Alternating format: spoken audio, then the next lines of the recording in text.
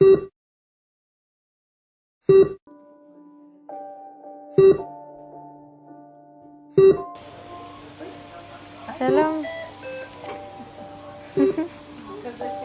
בוקר טוב, חיים שלי.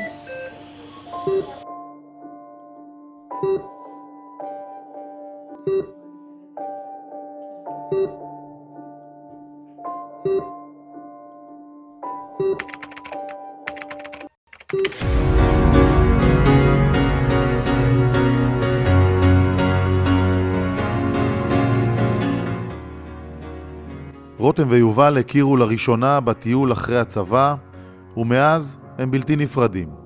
הם מתגוררים ביחד בירושלים, ושניהם סטודנטים בשנה הראשונה לתואר. בספטמבר הם יצאו לירח דבש חלומי בתאילנד.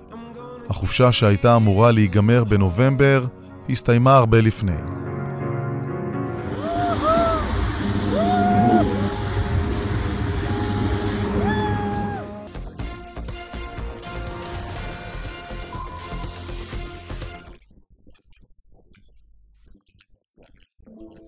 ראינו שיש מלא טילים לישראל.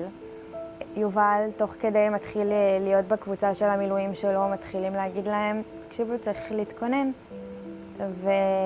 ואני מבינה מה הולך לקרות. אני רציתי ללכת כי החברים שלי מזה 10 שנים מהיום של הגיוס היו אמורים להיכנס, והיה לי ברור שאני הולך. ואז נשלחה הודעה, תכינו את הציוד שלכם, אתם תבואו למילואים. שם היה התקף חרדה הראשון שלי, שפשוט לא נשמתי, לא הפסקתי לבכות. מהאושר שחווינו, אנחנו צריכים לחזור. ביום השמיני למלחמה יובל ורותם חוזרים לארץ. רותם חוזרת לבית הוריה, ויובל מתגייס מיד למילואים ביחידת השריון, והוא מתחיל באימונים לקראת הכניסה לרצועה.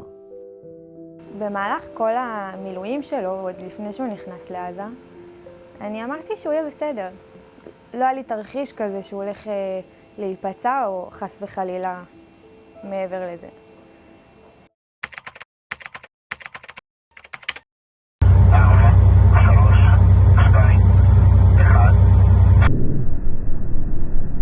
זה היה היום ה100 ללחימה.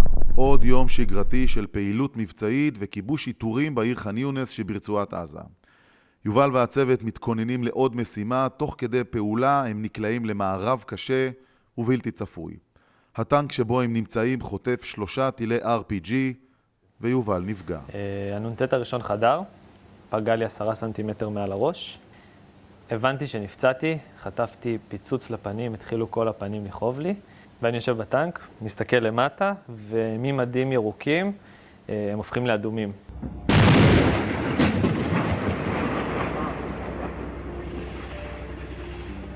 הוא נפצע בשעה 4, לי בשעה 1 התחילו רעידות בגוף. כנראה הגוף הרגיש, ואז גם הודיעו לי ונפל עליי עולמי. פינו אותי ער, עכשיו, כל האירוע הזה אני בקושי רואה. מלמדים אותך בתור לוחם, שדבר ראשון צריך לגרום לפצוע, לא לעצום עיניים, לא להירדם.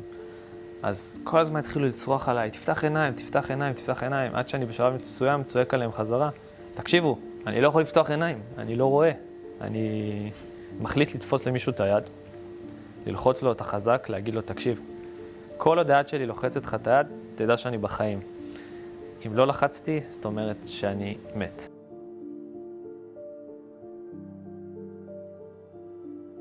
לקחו אותי לחדר קטן שהיה, פתאום הפכתי לקלסטרופובית, כאילו סגר עליי, לא יכלתי לנשום. אמרו לי שהוא נפצע ממלא רסיסים והוא נפגע בעין. זה משהו שכאילו אי אפשר להכיל, שהבן אדם הכי קרוב אלייך נפגע.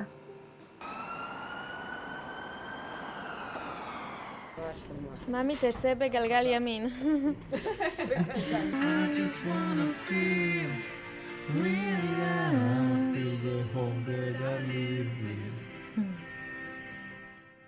יובל נפצע קשה והובא לאיכילוב עם פגיעת ראש חמורה שהוא לא רואה בעינו השמאלית.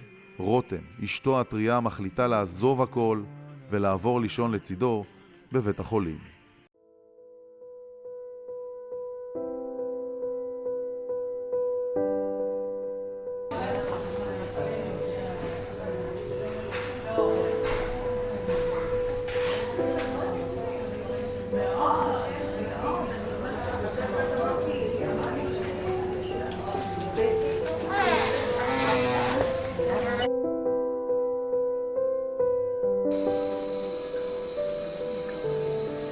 יובל מתחיל את תהליך השיקום ועובר סדרת טיפולים מתישה, אבל דבר אחד מעיב על הכל, וזה אובדן הראייה של יובל בעין שמאל.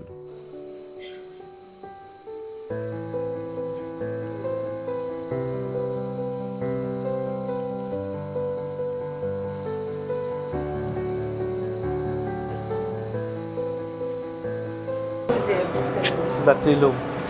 מה לעשות? מבדיקה לבדיקה, רותם נשארת לצידו של יובל ומחכה לו מחוץ לחדר. אלו החיים שלהם עכשיו. כן. תודה.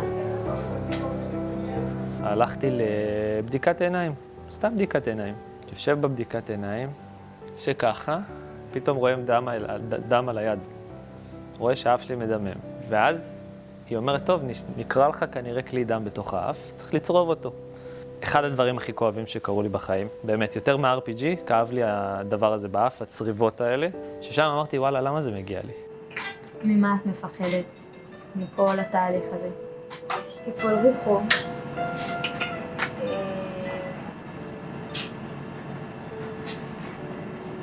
כן. לבא לי שהיא סיבה יותר.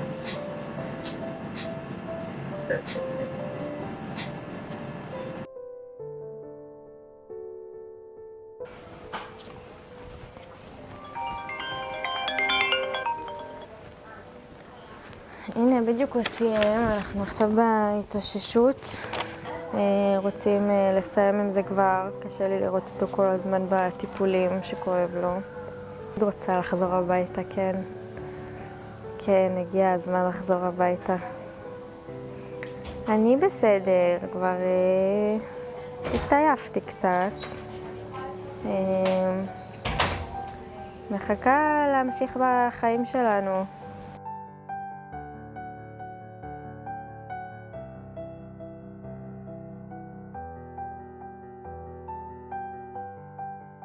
יש לי המון מצפון.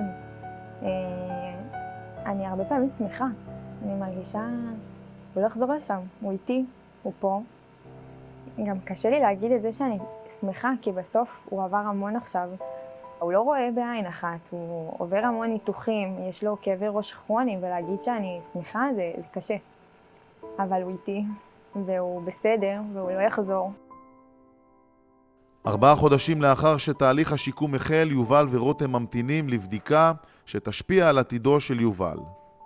האם הראייה בעין שמאל תחזור או לא? תסתכל אליי.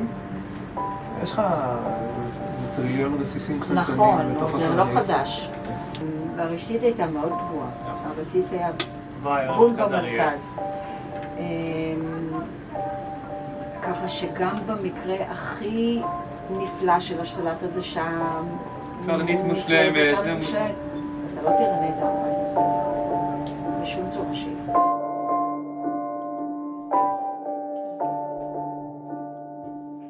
אתה מרגיש שאתה גיבור? ממש לא. למה אני גיבור? כי נפצעתי? כי אם נפצעתי ובגלל זה אני גיבור, אז זה לא סבבה. כאילו, אני לא חושב שאני גיבור כי נפצעתי. אם אני גיבור כי נלחמתי, אז בערך חצי מדינה היא גיבור.